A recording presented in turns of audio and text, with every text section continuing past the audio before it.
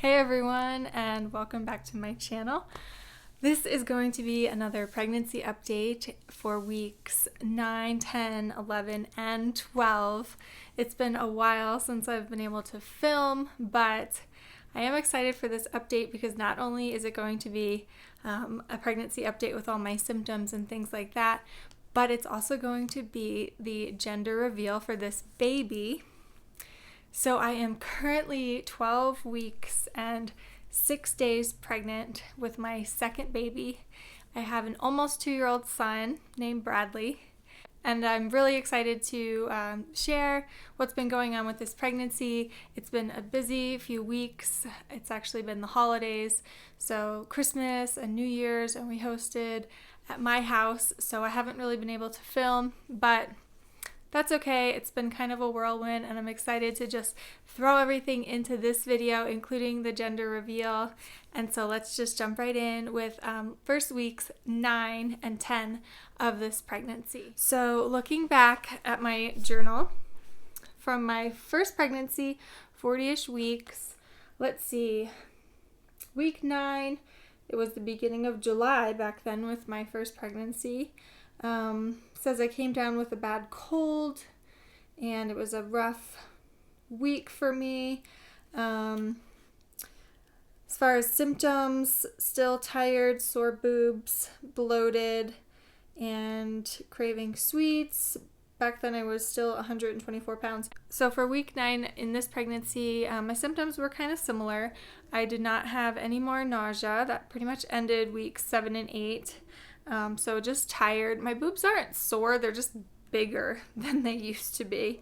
And teeny baby bump, it's more of just a bloat all the time. As far as my weight goes, I didn't weigh myself in week 9, but it was probably about the same as week 8, which was about 126 to 127 pounds. And the other symptom I had this time around in week 9 was I started having nosebleeds. So that's a pretty common pregnancy symptom, but for my last pregnancy, it happened much later on, and this time it kind of started a little bit earlier. Week 10, for my first pregnancy, let's see, I think I was just really excited back then to be in the double digits of pregnancy weeks. As far as symptoms go, I had a little bit of a bump, which I was very excited about. A lot of food aversions to scrambled eggs, which is the same one as I've had this time around. Still craving sugar, and I was having regrets about the doctor's office that I was attending back then, which I wish I would have just followed my gut the first time around and switched doctors' offices right off the bat, because it was the entire pregnancy that I had issues with this doctor's office. And this now pregnancy, I do have a different doctor's office, different doctor obviously. I'll be delivering at a whole different hospital. It's farther away, but not too far. It's about 20 to 25 minutes away. But their billing department seems way better and easier to deal with than the disaster of this doctor's appointment, or this doctor's office, was the first time around. So as far as week 10 from this pregnancy, that was Christmas week. So I was really busy, not only working full time, but also hosting a pretty big Christmas dinner. We had my in-laws come over, their family, and then some other friends and family that came over as well. It was a really fun time, but it was exhausting for me. Just being on my feet and cooking all day, like by 4 o'clock, I had to just go upstairs and take a break. As soon as we finished eating, I was like, okay, I'm just gonna take a few minutes to myself. I came upstairs, took a shower, like just sat down for a few minutes, and then had to rejoin the party. But yeah, I just needed to take a little break. So other than that, week 10 was good. I didn't really have any more food aversions. I'm able to drink coffee again, which is nice. Just still tired, and just bloating and things like that. Nothing to write home about. Week 11, let's see, my first pregnancy, week 11, it says, sigh, week 11 has been really rough, the hardest week of the first trimester by far. Work has been really hard, and I've been working overtime, and I'm so exhausted. Gosh, that sounds a lot like this week 11 too. I've been debating using cloth diapers or regular diapers, and looking forward to my next ultrasound. So I ended up using cloth diapers, which were okay. But so week 11 for this pregnancy, I got sick. I had a bad cold. So my son, he got a cold right over Christmas, and I think I kind of got it from him. So I had a pretty bad cold, which, in pregnancy, you can't really take that much as far as medication goes. So I just used like some Vicks on my nose to try and ease the stuffiness, some cough drops, and then saline solution, and that was pretty much how I dealt with that. Plus, work was really busy again because it was the holiday season, and for those of you who are wondering, I work as an air traffic controller for the government. So during the holidays, it's a lot of air travel, and it just makes for a hectic work environment. So yeah, work was again really busy during week 11, and I had a cold this time around. So it wasn't the greatest week ever. And then moving on to week 12, this week has been much better than last. We had an ultrasound, and we went up to the lake to go fishing because it was summer back then. This is cute. This is my son. That was his week 12 ultrasound picture. Cute. I still weigh 124 pounds. Okay, so this week 12 was pretty exciting. I had another doctor's appointment for this pregnancy as well. I'll show you those pictures. Actually, I can show you them right now. So this is probably the best ultrasound picture that we got. And then there's a few, I think that's like the legs, or not really sure. A few a little more close up of the baby's head, and then I think this is just a hand and a foot. Then that one's not too great, but yeah, so that was this ultrasound. So week 12, which is what I'm in right now, was pretty exciting. The doctor's appointment went really well. Got to see the baby moving all around, and the baby is measuring big again. So during my last ultrasound, I think baby was 3 or 4 days ahead, and this time the baby is measuring 5 days ahead of my due date. And they still didn't want to switch my due date, which is fine, but it's just kind of going to be in the back of my mind that maybe I'm a little bit farther along than what my due date suggests. So I'm technically due July 15th, but right now baby's measuring 5 days ahead, which would put me more at like July 10th, I guess. So everything looked good. They did the neural translucency measurement, which is the fluid behind the head. That measured fine. Otherwise, they looked at the brain, the stomach, the heartbeat, which was, I can't remember. I want to say it was one, I don't think it's on here. I want to say it was like 159, something like that, but I honestly don't remember. But the heartbeat looked really good, and other than that, the appointment went really well. I have another appointment at 16 weeks, which is not a very exciting one. It's just going to basically be the doctor will use the Doppler on my stomach for the heartbeat and just kind of see how I'm feeling and things like that. As far as symptoms for week 12, I'm starting to feel a lot better now. I'm definitely getting over that cold, which is awesome. Still feeling really tired though. I think again it's from work because it's been still just really busy from Christmas and New Year's and all the air travel. So yeah, really tired. I've had a lot more acne this week.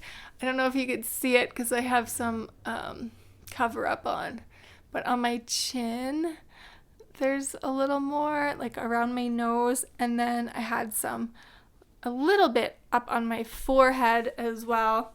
Not too bad, not as bad as my first pregnancy where I had acne pretty much the whole time, but yeah, this week I kind of broke out a bit, which is fine, whatever. So one thing I'm really excited for is that the first trimester will be over tomorrow-ish. Tomorrow will be 13 weeks. I know it's like debatable when exactly the first trimester ends, but I like to go by 13 weeks.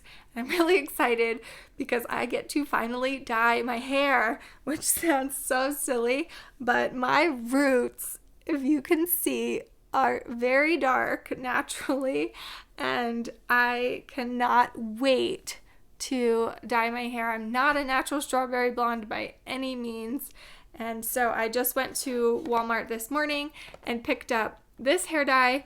It's Garnier Olia. It's like $7.99 because I'm pretty frugal and I don't get my hair professionally done ever. But the thing I like about this during pregnancy is that it has no ammonia.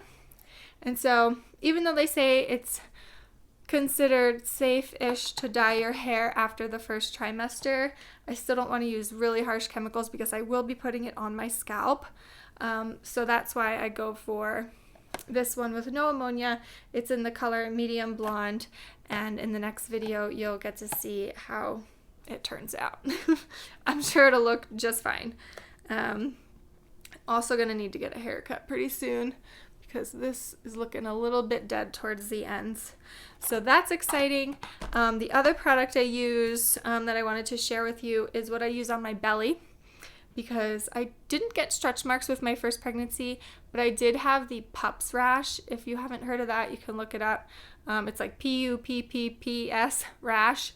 And it's more common in boy pregnancies, but I used this to prevent stretch marks with my first pregnancy. It's the CeraVe moisturizing cream. I also always use this on my face, so I have it on hand anyway, and it comes in a nice big tub, so I can just, rub a little on my face and then lather it all over my boobs, my tummy, to prevent stretch marks, and it lasts all day with a lot of moisture. And so even though I didn't get stretch marks, I did, like I said, get that PUPS rash, and now that my stomach's getting a little bit bigger, I can see kind of the scars from where the rash broke out towards the top of my belly. I'm not sure if you'll be able to see it because it's still pretty light, but it faded after I delivered the baby, but now it seems to be coming back a little bit.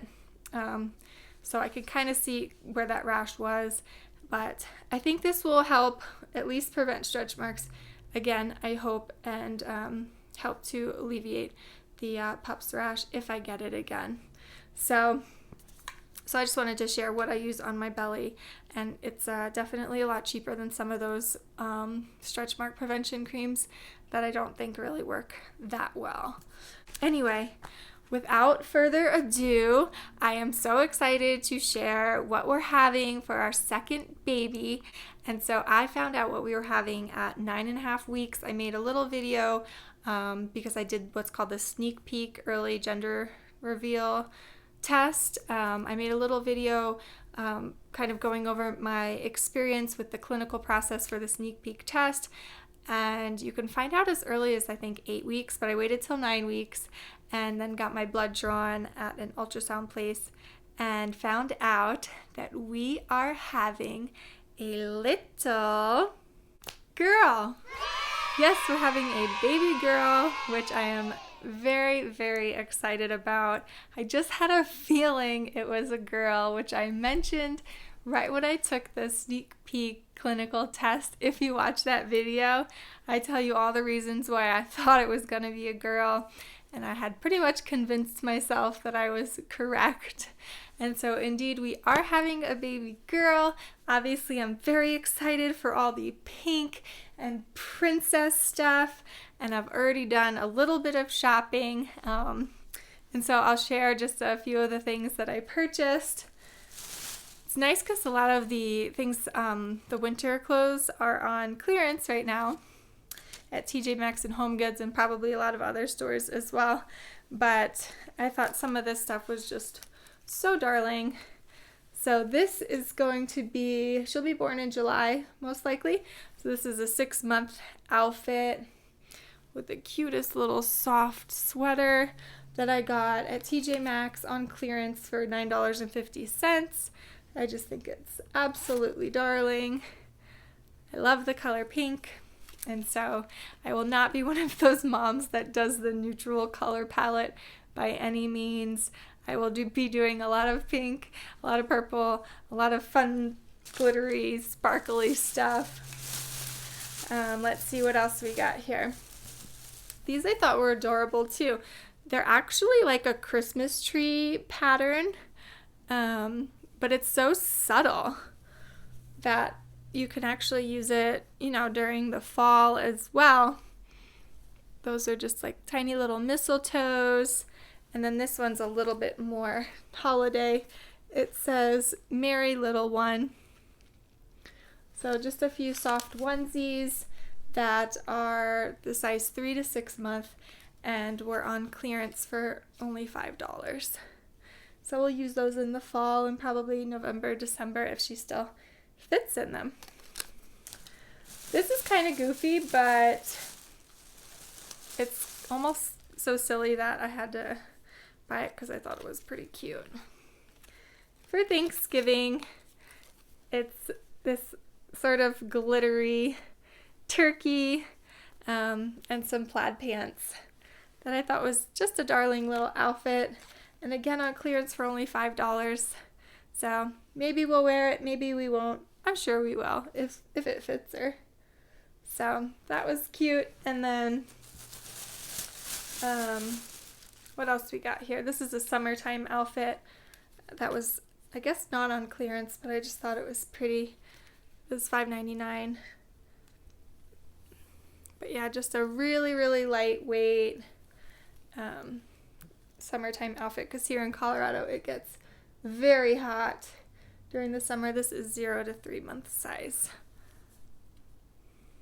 So yeah, I thought that was pretty. And that's pretty much it so far, but there's a lot more shopping to be done, and I am very excited to do lots of clothes shopping for this little girl. We aren't doing a nursery, so I think that I will use a lot of my efforts towards cute outfits instead of decorations for a nursery. The plan right now is for the kids to share a bedroom. We'll see how that works out. Obviously, she'll be in our room here in a bassinet for the first probably 6 months. And then by then, Bradley will be in a toddler bed for sure. And so then I was thinking we would use his crib and have him in a toddler bed on the floor on the other side of the room and try and have them share. I don't know if it'll work or not. We do have one more bedroom in this house that I would like to keep as a guest room.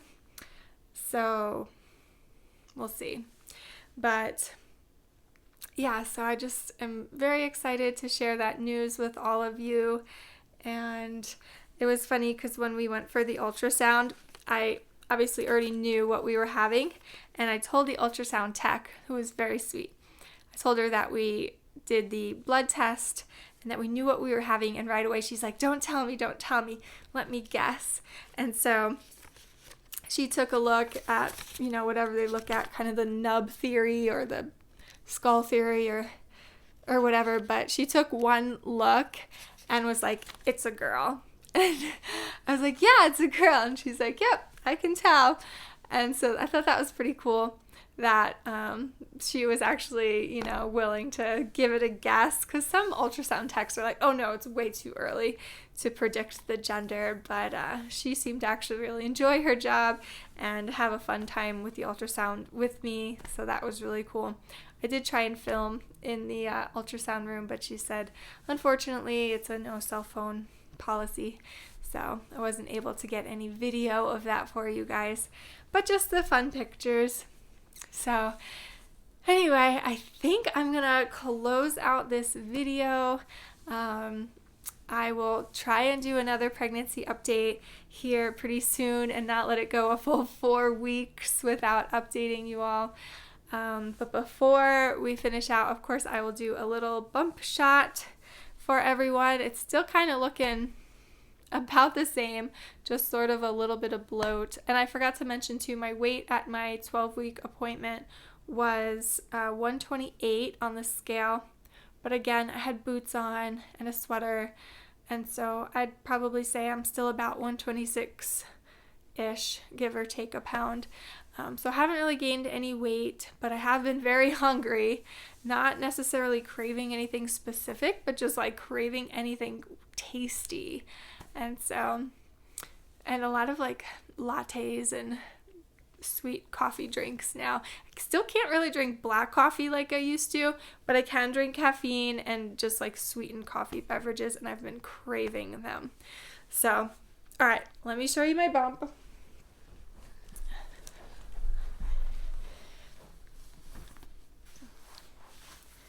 All right, so this is the almost 13-week bump. Like I said, she is measuring almost a full week ahead. So, yeah.